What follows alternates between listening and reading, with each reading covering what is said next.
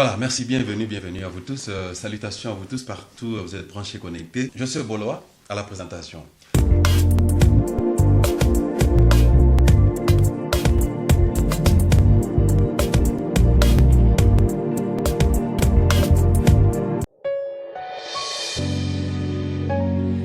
Il est écrit dans ta parole.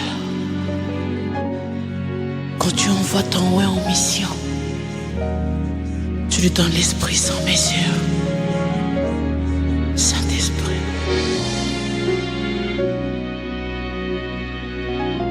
Manderebro y querebro se manderecas. Jesus.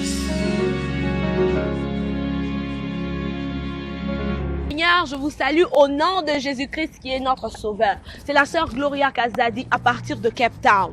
Je viens vous annoncer une très bonne nouvelle. J'ai une très bonne nouvelle pour vous. Je viens vous parler de Rainbow Gospel Celebration. Nous serons à Joburg Theater le 7 avril à 16h pour la gloire du Seigneur, pour élever le nom de Dieu, pour adorer le Seigneur avec le peuple de Joburg. Ne nous limitons pas là. Nous venons encore le 15 avril 2018. Nous serons là pour adorer le Seigneur, pour élever le Seigneur avec des chants like Osalinga bolamu, Eza bolamu, Osalinga bolamu, Auteur avinanga. Donc, tout est au rendez-vous, nous vous attendons. Que le malade vienne, les cœurs brisés, problème, vous n'allez pas être dessus. Mutuna mutu akobimana bénédiction naye. Ça, je vous le garantis.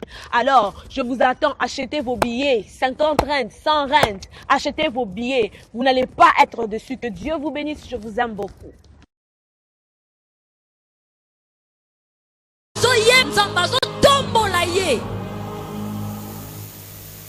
Quatrième principe, la louange et l'adoration.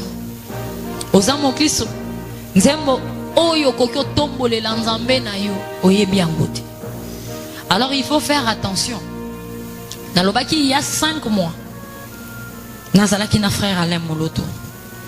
Et parmi biloko to solo la kinaye na ange o onkolo atindaka baya kozwanga na minuit na moment o na bandai ko sala prière na ndako. Alobaki nange loko moko. Tangu na kendaki na lieu de repos na kuti frère Alain avandi. Alors frère Alain Moloto azongela makasi. Forme na yeto yebi ya coiffure na ye. Azonge donc place avandaki azongela. Tangu na talinga bi papa Alain.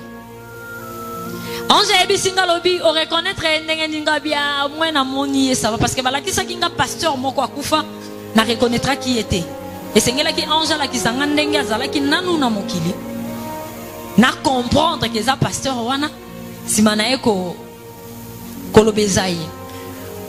Et na kuti frère Alain Moloto ange a ebisinga lobi awa na lieu de repos le frère Alain Moloto a 35 ans d'âge.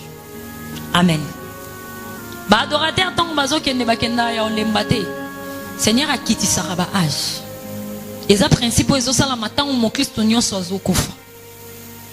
Kokanisa te koko na bino mo Kristo akufa ki oke okute koko na lieu de repoter. Orokuta ye aza impera génie. Koko mana tozo solola na yoki loyembo. Naza ya Yesu. Les fruits de mes lèvres biso nyonso toyebi yango. Alors tango banzo beta papa Alain ange ba ebisinga balobi Irène benda batuna mokili matoi par rapport à banzembo bazoyemba. Ange lobinanga le frère Alain Moloto a servaki nzambe tango azalaki na mokili. Bao balobaka ke azalaki sataniste mukolezali bakozala surpris. Le frère Alain Moloto azana lieu de repos. Il se repose na monaki na solo la kinaï. Azana esengo makasi. Azalaki sataniste te. Il était un chrétien sur la terre. Et il l'est toujours. Na lieu de repos, Azamo Christ. Alors, babandi ko ebisanga nini? Balobi zonga na mokili yebisa batu. Ebele ya ba o bozo benga soi-disant ba chrétien musicien, bazali sou ba chrétien te. Ebele ba koti na ba kisi. Benda batu na mokili basala attention. Bazo yembela nzambe. Mais nzambe bango ba yembele nzambe na bisote. Bazo lo ba Jésus. Jésus o bango baoloba c'est pas le Christ o ya kufela ki biso na croix. Yebisa ba chrétien basala attention. Ndeko tangu o toza nzembo nyonso ezalaka ya koyemba te. Bango nyonso o bozo benga ba musicien chrétien baza ba chrétien lisusu te. Tosala keba. Banzembo bango baoyemba anja yebisinga. Tangu bango baotombola nzambe bazoko tombola nde Satan. Eza nzambo biso tobelela kate. Banzembo bango baobimisa na mokili eza pona honneur pe gloire ya Satan. Eza nzambo biso tozobelela te. Tosala keba. Esengeli obondela makasi. Molimo mo santo asingayo. Oyeba ko discerner ba musicien wana. Ba oyo ba osalela nzambe na ba oyo ba osalela nzambe te.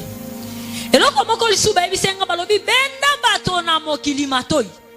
Na kati ya église bazui ba danse ya mokili bakotisi. Tozomona ngo na kenda o témoigner na église moko. Nazo témoigner na témoigner. Témoignage esili et comme un moment louange pe adoration. Ndeko obanda na pasteur na bango. Na chorale à église na ebite so babeta ka pa wera. Hein? Ceux qui bazongi si boye bake babeti kra. Na tikala na otala bango. Donc ba danso to monaka na mokili. Donc nenga zake ba kamula ka loketu bazo kamula bazo kita. Ngana lobi mais on vivre na confusion na ebite za mokili to eza église. Balobi nanga ba danse ebele. Eza ba danse ya mokili bazo ya nango na kati église. Alors zonga yebisa bato na mokili esengeli basala keba. Bazuaka ya Satan te pona kopesa nzambe. Gloire ya Satan ba pesa ngo nzambe te. Benda bato na mokili matoi. Tangu bazo sala yango. Baza ko rendre église corps du Christ malade. Le Seigneur a to kolobelanga biloko ebele apesa nga liste mobimba na chango na agenda nanga. Nkolo bina yelo kola médecin. Nazolo bela yo ba maladie nini eza na kati église. Kalate na kokoma ekobima. Esengeli ekomama na livre mobimba. Nkolo apesa nga ba maladie nyonso eza na kati église na olela jour. Alors bitangu bozo sala yango. Bozo rendre église corps du Christ malade. Bozo ko affaiblir église. Alors binanga rythme ya musique. Ala kisinga ba musique mususu eza profane, ba musique mususu eza o biso to bengaka ba musique na biso ba Kristo. Balongolelinga maloba. Batikelinga rythme, eza même rythme. Soki batelinga nzembo moko ebeti na rythme mokili. Mosusu batelinga tango ezobeta nzembo wana ezotombola nzambe. Mais eza na rythme moko na ya mokili. Benda bato na mokili matoi. Bazwaka ya Satana te pona kopesa nzambe. Eza biloko esalama na mokili. Nalobaki petit à petit so na komine sika moko o esengeli. Naloba makambo to sololaki na papa Alain na kokotisa parce que moyen na pesa message wana nyonso. Ezate. Mais sika oyo eza ya kolobela na kolobela. Lelo tozoyemba. Musique nini tozoyemba. Tozotombola nzambe. To tozotombola Satan.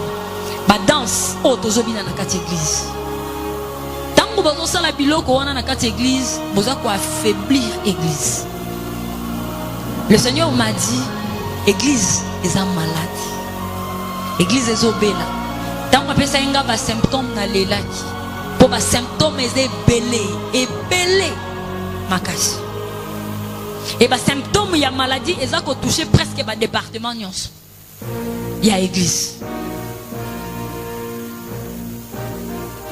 Et toi qui koyoka lisusu transmission de matériel. Anje ebisinga lobi 5e principe. Eza na 3 sous-principes. Yakota la liboso. Tanguka lobi yakota la liboso to ki transmission de matériel. Kuna tomoni nini? Tomoni mo Kristo moko azopesa dîme na ye. Alors tango azopesa dîme, chrétien wana za fidèle. atikala kozangisa mwa moko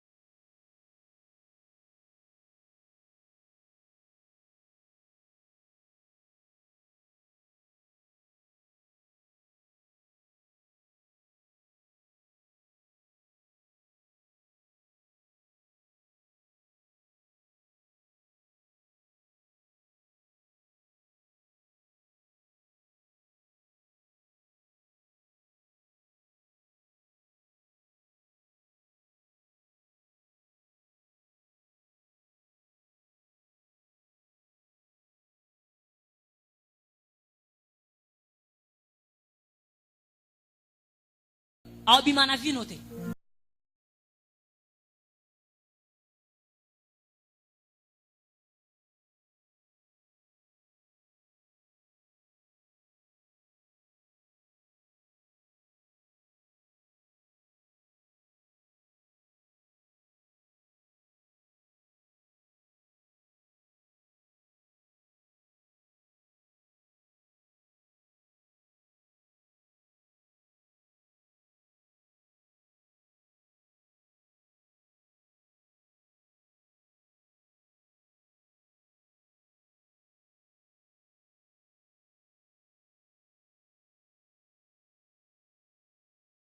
Du Christ qui est notre sauveur. C'est la sœur Gloria Kazadi à partir de Cape Town. Je viens vous annoncer une très bonne nouvelle. J'ai une très bonne nouvelle pour vous. Je viens vous parler des Rainbow Gospel Celebration. Nous serons à Joburg Theater le 7 avril à 16h pour la gloire du Seigneur, pour élever le nom de Dieu, pour adorer le Seigneur avec le peuple de Joburg. Nous ne limitons pas là. Nous venons encore le 15 avril 2018. Nous serons là pour adorer le Seigneur, pour élever le Seigneur avec des chants like Osalinga bolamu, Eza bolamu, Osalinga bolamu, Oter avinanga. Donc, tout est au rendez-vous, nous vous attendons. Que le malade vienne, les cœurs brisés, problème, vous n'allez pas être dessus. Mutuna mutu akobimana bénédiction naye. Ça, je vous le garantis. Alors, je vous attends, achetez vos billets, 50 rentes, 100 rentes, achetez vos billets. Vous n'allez pas être dessus. Que Dieu vous bénisse, je vous aime beaucoup.